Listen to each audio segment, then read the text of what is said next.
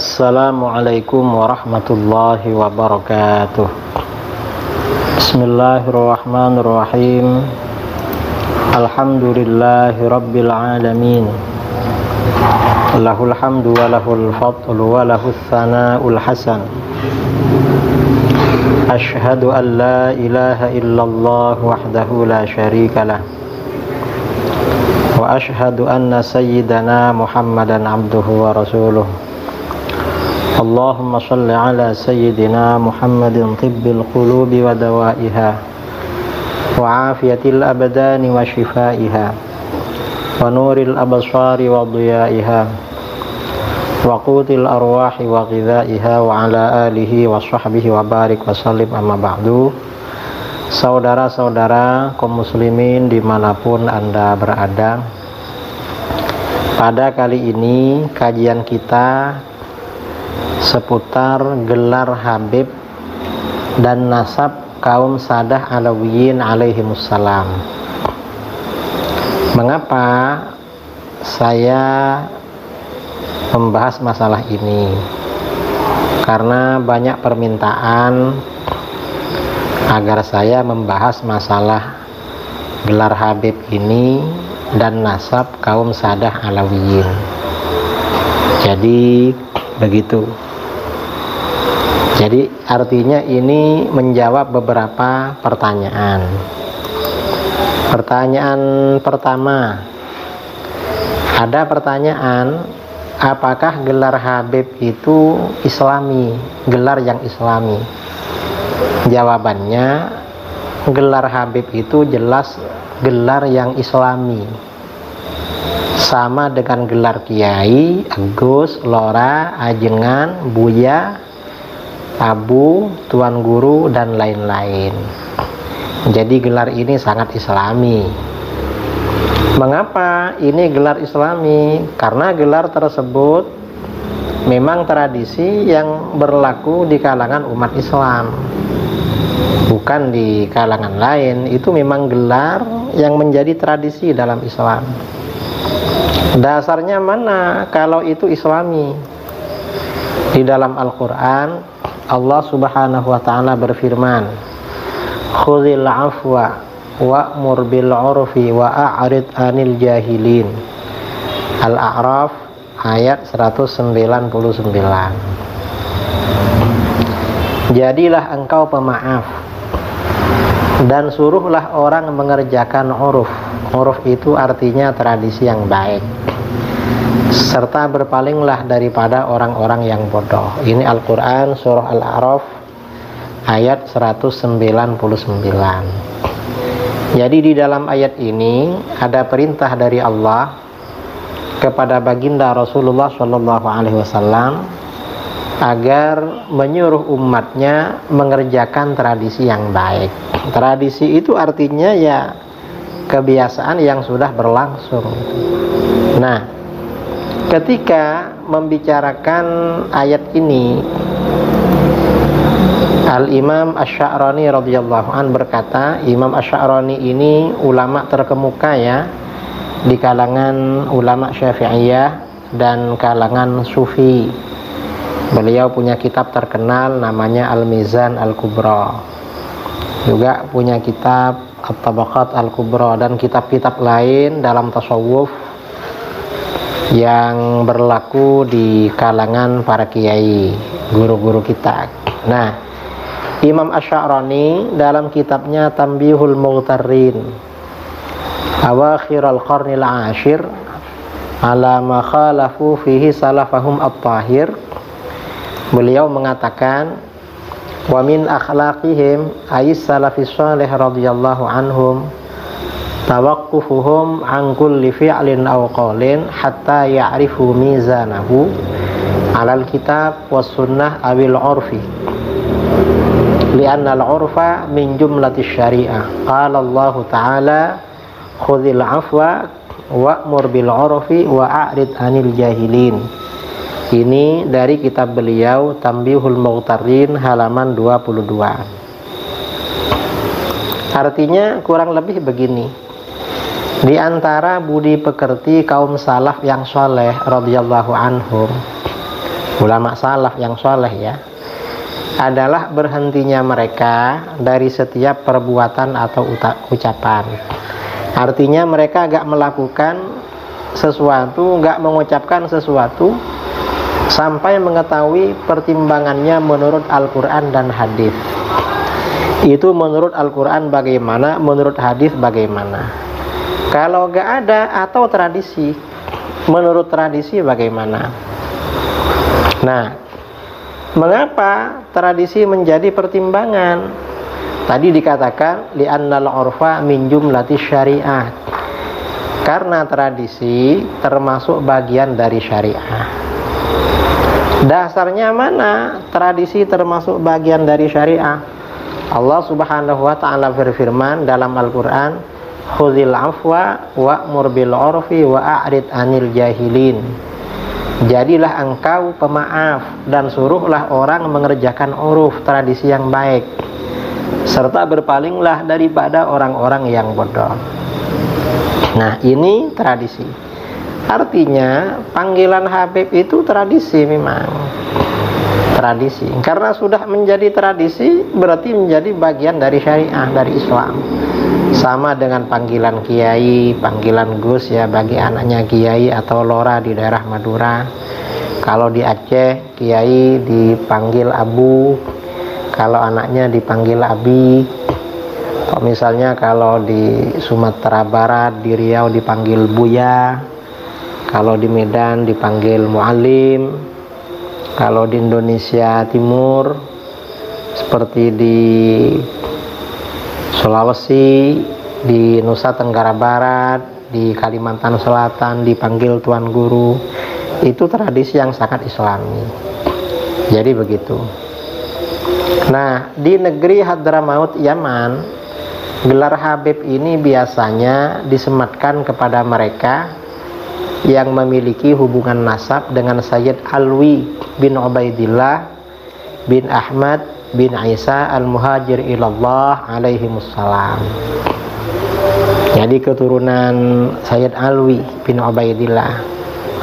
Nah, gelar Habib ini menjadi tradisi khusus mereka sejak masa Al-Habib Umar bin Abdurrahman Al-Attas radhiyallahu anhu. Jadi sejak masa Habib Umar Al-Attas tradisi. Karenanya para ulama Alawiyin ya, yang sebelum Habib Umar nggak dipanggil Habib, seperti Syekh Abu Bakar bin Salim. Karena sebelumnya memang tradisi ini belum berkembang. Setelah berkembang baru dipanggil Habib. Ini gelar Habib ya. Ini pertanyaan pertama. Kemudian pertanyaan kedua. Ini ada pertanyaan kedua. Ini bertanya pada saya ya, sebagian netizen tanya, apakah Sadah Alawiyin yang sebagian menyebar di Asia Tenggara dan diberi gelar Habib itu memang keturunan Rasulullah Shallallahu Alaihi Wasallam? Yang Habib yang asli maksudnya ya. Nah, jawabannya iya. Mereka memang keturunan Rasulullah Shallallahu Alaihi Wasallam dari jalur Sayyidina Husain bin Ali radhiyallahu anhuma, atau Sayyidina Husain bin Ali alaihi wassalam. Dari jalur itu memang keturunan Rasulullah sallallahu alaihi wasallam. Nah, ada pertanyaan, apa dasarnya bahwa mereka adalah keturunan Rasulullah sallallahu alaihi wasallam? Jawaban kita, para ulama kita seperti Sayyid Murtada Az-Zabidi yang mengarang syarah Ihya Ulumuddin ya. Beliau punya kitab Ithafus Sadah Al-Muttaqin ya. Jadi beliau ini Sayyid Murtada Az-Zabidi, pengarang syarah Ihya yang terkenal sebagai ulama sufi, ahli hadis dan ahli bahasa, juga guru ulama Nusantara Syekh Nawawi Banten, juga pendiri NU Hadratus Syekh Ki Hasyim Asy'ari, juga ulama Nusantara kontemporer yang lahir dan wafat di Mekah Syekh Yasin Al-Fadani. dan lain-lain mengakui kalau mereka memang sadah ahlul bait, memang sayyid memang. Ini misalnya ya, misalnya Sayyid Murtadha Az-Zabidi. Sayyid Murtadha Az-Zabidi ini punya karangan kitab ya. Nah, Sayyid Murtadha Az-Zabidi ini punya karangan kitab Ar-Raudul Jali fi Nasabi Bani Alawi. Jadi dalam kitab khusus ini beliau menjelaskan kalau Alawiyin yang sekarang di Indonesia keluarganya banyak dipanggil Habib, ini memang keturunan Rasulullah Shallallahu Alaihi Wasallam. Dan ini ya cukup bagi kita orang selevel Sayyid Murtadha Az-Zabidi. Syekh Nawawi Banten misalnya dalam syarah Sulam Taufik juga bilang begitu. Atau misalnya ini ya ulama Mekah, ada pasti ya kalau kiai-kiai di Indonesia terutama yang pernah di pesantren tahu kitab yang namanya Is'adur Rafiq wa Bughyatus Shadiq. Ini syarah Sulam Taufik. Nah, di sini Syekh Muhammad bin Salim bin Sa'id Babusail Asy-Syafi'i, ulama Mekah. Dan kitab ini menjadi rujukan yang otoritatif, yang muktabar di kalangan NU. Di sini beliau jelas sekali ketika menyebut pengarang Sulam Taufik, beliau bilang apa? Sayyidi wa sanadi al-Habib Abdullah bin Husain bin Tahir bin Muhammad bin Hashim Ba'alawi qaddasallahu arwahahum. Artinya bagaimana? Is'adur Rafiq ini mengakui kalau ini memang Sayyid, pengarang Sulam Taufik. Ini Is'adur Rafiq. Ki Hasyim Asy'ari dalam karangannya juga begitu, mengakui juga. Atau misalnya yang modern ya, yang ulama Indonesia yang lahir dan wafat di Mekah, misalnya Syekh Nawawi Banten. Ini saya punya himpunan sanad-sanadnya Syekh Nawawi Banten. Nah, di sini di bagian pertama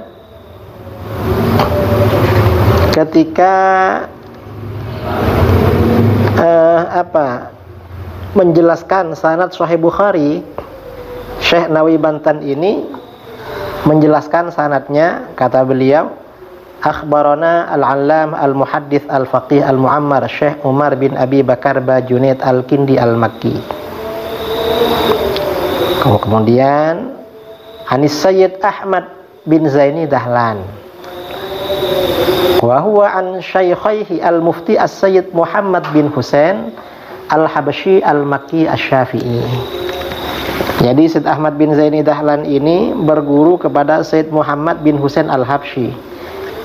Dan ini Sayyid Muhammad bin Husain al-Habsyi ini kan ayahnya siapa? Sayyid Ali bin Husain, Sayyid Ali bin Muhammad bin Husain al-Habsyi yang punya Syimtud Durar itu. Dan ini zuriatnya banyak di Indonesia. Nah, ini artinya apa? Syekh Nawawi Banten juga guru beliau, dan gurunya lagi Sayyid Ahmad bin Zaini Dahlan ini mengakui kalau Al-Habsyi itu keturunan Rasulullah SAW. Nah, kita ini cukup dengan pengakuan mereka. Oh, mereka aja mengakui, masa kita agak mengakui? Dan kita di Nahdlatul Ulama, di kalangan pesantren, memang kitab-kitab yang kita pelajari kitab mereka, karangan Sayyid Ahmad Zaini Dahlan seperti Syarah Jurmiyah, atau muridnya beliau ya, I'anatul Talibin, muridnya Sayyid Ahmad Zaini Dahlan, Sayyid Abu Bakar Syata' Dimyati. Pasti mengakui juga sama gurunya Sayyid Muhammad bin Husain al-Habsyi. Berarti marga al-Habsyi ini memang keturunan Rasulullah SAW. Enggak ada, artinya seperti ini cukup sebenarnya. Kalau mereka sebenarnya Sayyid, sama dengan Sayyid-Sayyid yang lain di Indonesia yang memang mereka dari keturunan Alawiyin. Ada yang menggugat, perlu apa gak perlu pembuktian kitab dari abad keempat. Ya kalau mau mencari silahkan dicari, tapi ya jangan dipaksa-paksakan cari seperti itu. Karena sekarang ini abad ke-15 Hijriyah, bukan abad ke-5, jauh kalau abad ke-4. Kita ini jangankan masalah nasab, fikih Syafi'i yang banyak kita ini, kitab-kitab yang kita kaji sumbernya kan setelah abad ke-6, sejak masa Imam Rafi'i dan Imam Nawawi, lalu periode berikutnya. Artinya gak langsung pada ulama Syafi'iyah abad ke-5, ke-4, ke-3, apalagi kepada Imam Syafi'i. Bahkan sebagian pendapat Imam Syafi'i itu kita jumpai di kitab-kitab ulama abad ke-7, dan kita percaya sama itu. Kita gak menggugat. Ini kan ulama abad ke-7 ya, misalnya tentang hadiah pahala bacaan Quran pada orang mati.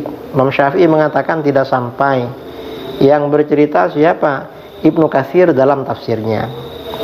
Padahal Ibnu Katsir ini kan hidup pada abad ke-8 Hijriyah. Apa Ibnu Katsir gak dipercaya? Ini kan abad ke-8, perlu pembuktian dari ulama Syafi'iyah abad ke-3 atau abad ke-4. Ya repot kalau seperti itu. Memang kitabnya gak ada sama kita memang, dan kita percaya sama itu. Mengapa? Karena Ibnu Katsir memang orang yang bisa dipercaya, baik dalam tafsir, dalam hadis, atau dalam fikih dan lain-lain. Apalagi sekarang ini memang kitab-kitab yang dikaji di Indonesia itu kan kebanyakan kitab-kitab abad 10 Hijriyah. Paling lama kitabnya Imam Nawawi, Minhajut Thalibin. Tapi syarah-syarah kitab Minhaj itu rata-rata yang dikaji kan syarah-syarah yang ditulis pada abad ke-9 dan ke-10, seperti Syarah Mahalli. Kemudian yang abad ke-10 seperti Tufahnya Imam Ibnu Hajar, Mughniul Muhtaj Syekh Khatib Asy-Syirbini, kemudian Nihayatul Muhtaj dan lain sebagainya. Kita agak perlu menggugat-gugat sampai harus sumbernya dari abad ke-3, ke-4. Gak perlu seperti itu, karena para ulama kita ini memang banyak yang dipercaya. Memang kita percaya pada mereka yang menjadi sumber ajaran agama kita. Maka informasi yang lain juga kita percaya, termasuk tentang masalah nasab. Jadi saya kira membicarakan nasab para habaib, para sadah alawiyin, ini ya kalau pembicaraan untuk menyaksikan mereka ini buang-buang waktu. Kita ini berarti meninggalkan tradisi keilmuan kita di dalam agama. Tradisi keilmuan kita di dalam agama memang percaya sama guru-guru kita, para ulama yang menjadi sanad keilmuan pada kita, seperti Syekh Yasin Al-Fadani, Hadratus Syekh Ki Hasyim Asy'ari, Syekh Nawawi Banten, kemudian Syekh Murtadha Az-Zabidi, dan ulama-ulama yang lain. Nah, saya kira ini tanggapan saya terhadap permintaan sebagian netizen ya, baik melalui komentar di YouTube maupun yang beberapa orang sempat kirim-kirim WA pada saya. Ya sebenarnya kalau dilacak di kitab-kitab nasab ya ada juga sebenarnya, tapi kalau seperti itu kita ini seakan-akan gak percaya sama guru-guru kita, ulama kita. Ini bahaya saudara. Kalau kita ini kurang percaya kepada Syekh Nawawi Banten, Ki Hasyim Asy'ari, Syekh Yasin, Syekh Murtadha, ini bisa kita akan percaya sama berkah. Jangan-jangan nanti kita agak berkah ilmunya. Kalau bagi kita agak berkah, gimana bagi generasi yang akan datang? Ini yang perlu kita jaga. Sekian, mudah-mudahan bermanfaat. Allahu a'lam bishawab. Assalamualaikum warahmatullahi wabarakatuh.